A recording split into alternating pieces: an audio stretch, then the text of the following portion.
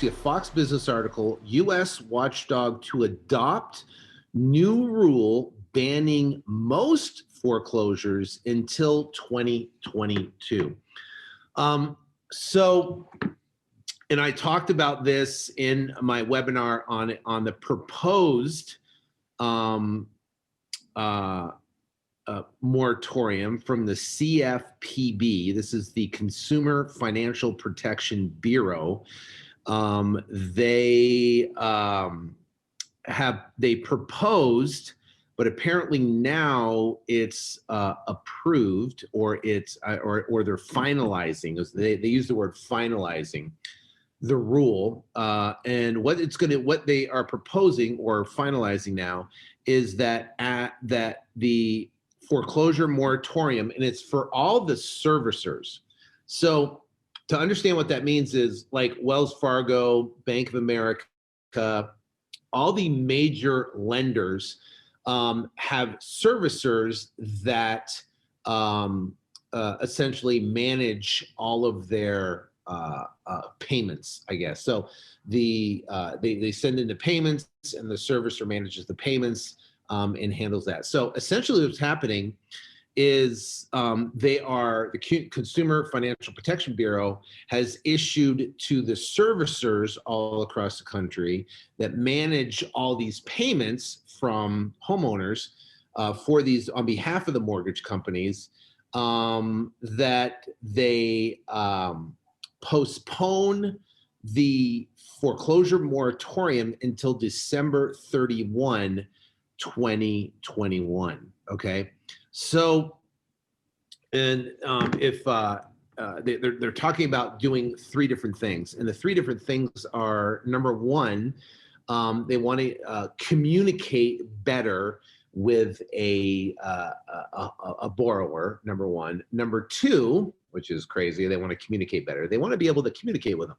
Number two is they obviously want to give the extent until 2021, end of 2021, December. And number three, they want to give the homeowner the ability to do a loan modification to extend their loan to 40 years and take their back payments and tack it on to the loan for 40 years. So that's what they are proposing, and that's what apparently they are finalizing now. And I'm sure it will be basically mandated before the end of the month, before these foreclosures will essentially hit the market, or before they can actually start foreclosure proceedings. So what does that mean for you and I as real estate wholesalers in the business right now? In my opinion, I think it's a good thing. The market right now, and here's another interesting stat: new home sales decreased 6% in May, right? So that was just data, I think, that came out this morning. New home sales decreased about 6%. So new home sales have slowed in the marketplace right now. So what happens is we're starting to see the signs of a little bit of loss in momentum in the marketplace. So think about this: if you have a loss in momentum, and then you add, a couple million foreclosures, what's going to happen to the real estate market? Now, interestingly enough, if we have this decrease in momentum and they extend till 2021, there could be a potential first quarter bloodbath, in which I've been talking about this real estate default tsunami, been talking about it for over a year now, that it could be pretty crazy when it comes to that. Now, the good thing is that us as real estate wholesalers, we know not to hold real estate, right? We don't want to hold real estate. We don't want to buy, fix, and flip in a market that is losing momentum. We don't want to do that. We don't want to buy, fix, and flip and have properties on the market when a bunch of foreclosures hit. We don't want that. We want to sell those properties and sell them quickly. So that being said, as a real estate wholesaler, we're contracting and selling. We're contracting and selling. And it doesn't matter if we're in a robust market or if it doesn't matter if we're in a declining market, because there's always buyers for properties for the right price. How do I know this? Well, I wholesaled properties all during 2005 when the market was crazy, during 2006, even during 2007, 8, 9, and 10, I wholesaled properties. The only difference is that now you'll see you're going to have to be aggressive on your offers. You have to offer more on properties. I mean, we had a lead that came in earlier this morning in Phoenix, Arizona for a property. The house is worth about 300 and we're getting the property under contract for 250, right? Well, I mean, you realize 250 versus 300, that's, you know what I mean? It's like, what is that?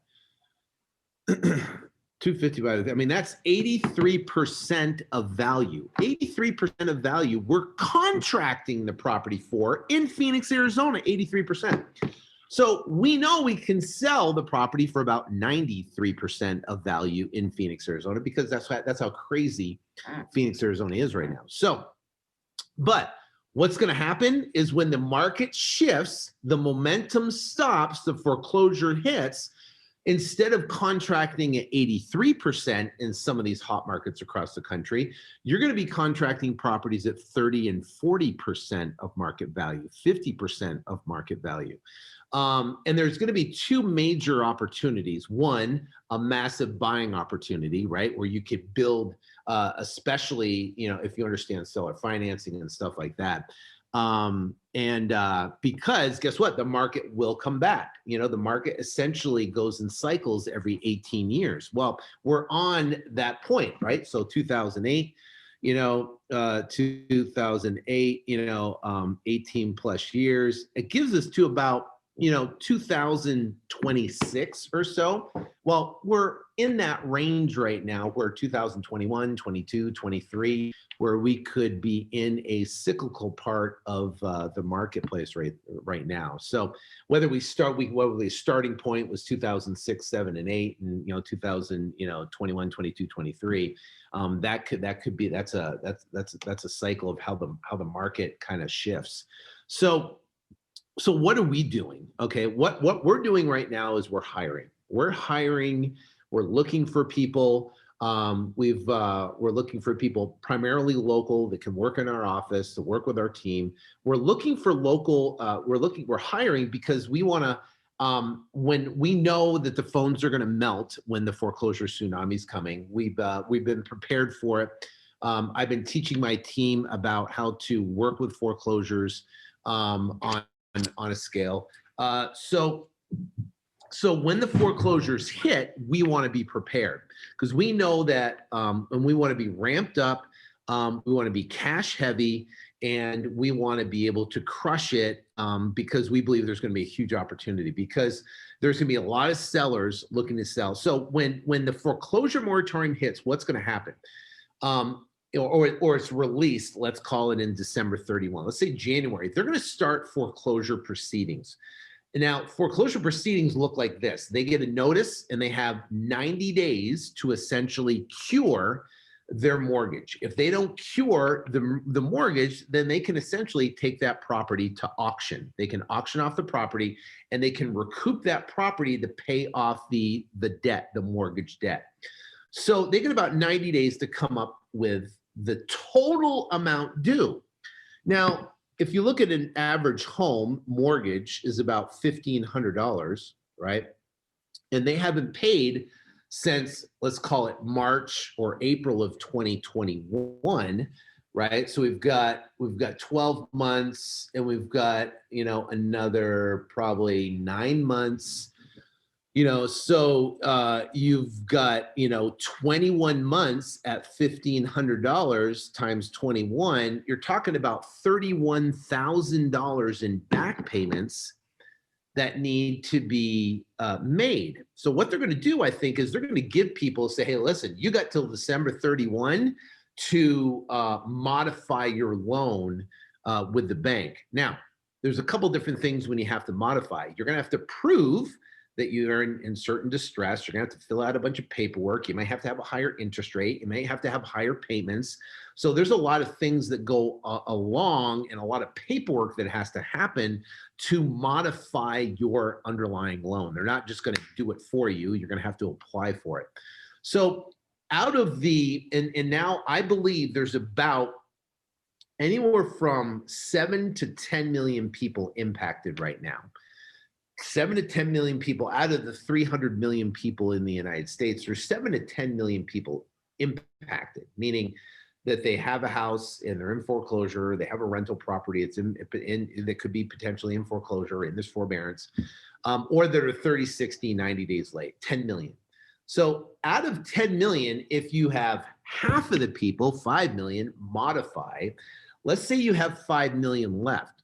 5 million left, out of those 5 million, you know, they're going to have to either A, come up with the, you know, $31,000 and cut a check for it, pay it off, or they're going to have to sell their property. Now, the good thing is most of them are going to have equity. It's not going to be like 2008. It's not going to be where it's going to be short sales and short sale this and short sale that and short sale this. I don't think there's going to be hardly any short sales.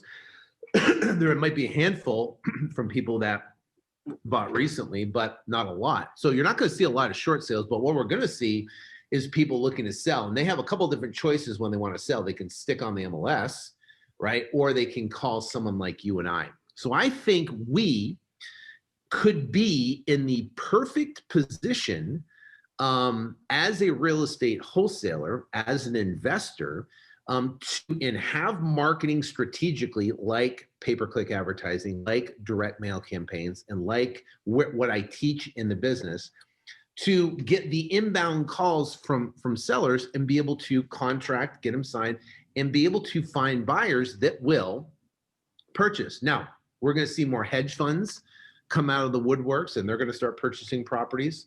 We're going to see large active buyers coming in buying properties, and you're going to see not as many fix and flip buyers that are going to be buying properties, but you're going to see the buy and hold buyers. They're going to come out and they're going to be looking for deals, and they're not going to buy at the 93%. They're not going to buy at 70%. They're going to probably buy at 60%. But if we can contract at 50, 60%, then we'll still be in the money. So that's what's going on with the real estate market right now. So I think we do have some time to get ourselves together, to get prepared for it. And probably the best thing you can do to prepare for that is really get yourself and get momentum for the business, right? Get momentum, start doing as many deals as possible as you can.